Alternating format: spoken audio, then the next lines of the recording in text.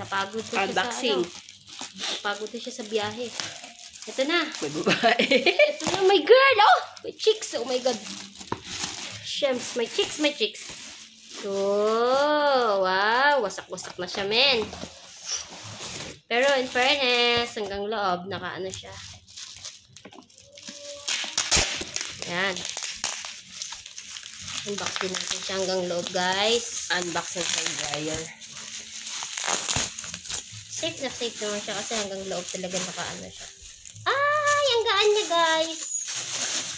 At, ay, wala siyang kasamang freebies or something. Pero naka-plastic siya. Kaya, yan. Safe na siya if ever umulan. Guys, wala siyang freebie. Meron akong ganito. Nozo. Tapos, try natin na kung gumagana.